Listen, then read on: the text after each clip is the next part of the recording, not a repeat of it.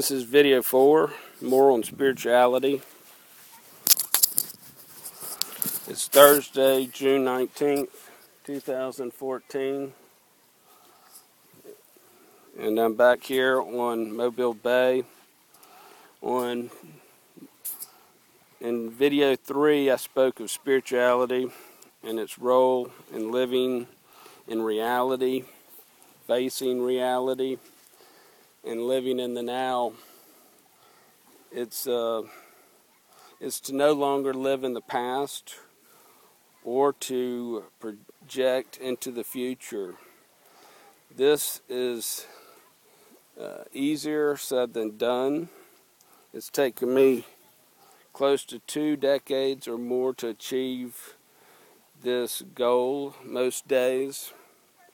It's to enjoy the human experience and to be able to communicate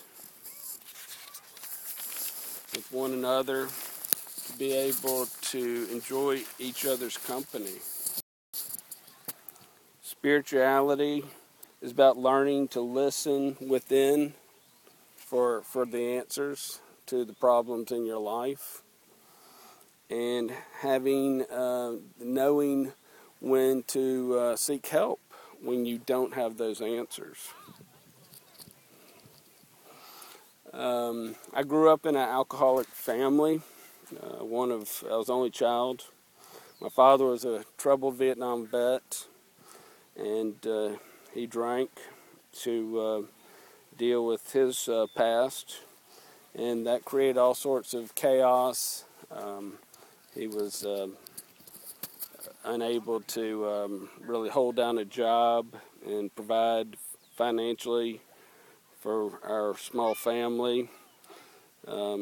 He suffered spiritually and emotionally from his time in Vietnam.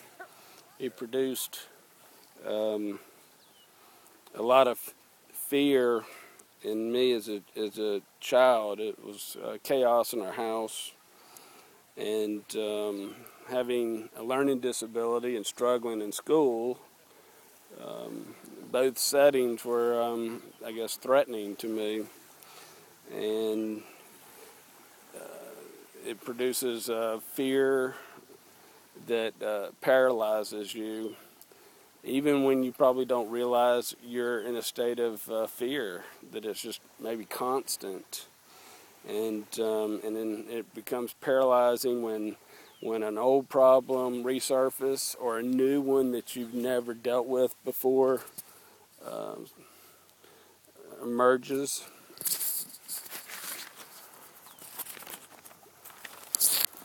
And that was my start for the first 18 years.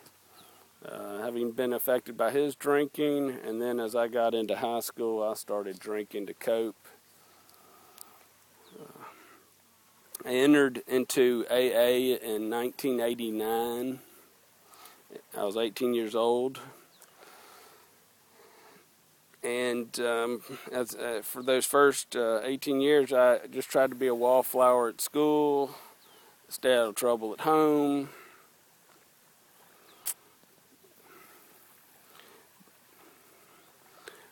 Due to AA and its spiritual program, I learned to get sober and stay sober.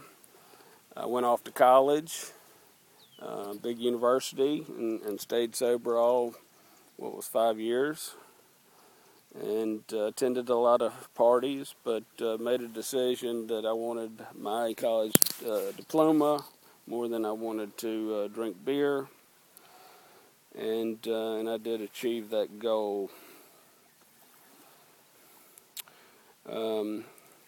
And I want to make a point about that, because we're told to live a life, this conventional wisdom of you got to do certain things at certain points in your life, and generally it's to go along with the masses.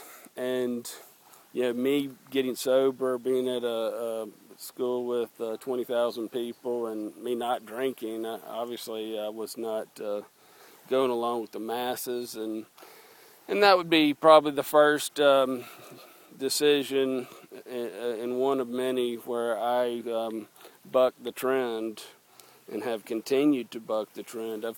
I started living an illogical life. I started doing things and saying things that you're not supposed to do and say, and sometimes I never knew what was the outcome was going to be, but I did it anyway. I took the risk, and I faced my own fears at school. I had a run-in with a professor, and the one thing I had going for me was I was honest, and I got honest at 18, and that's a process. You don't just automatically get honest when you have been lying for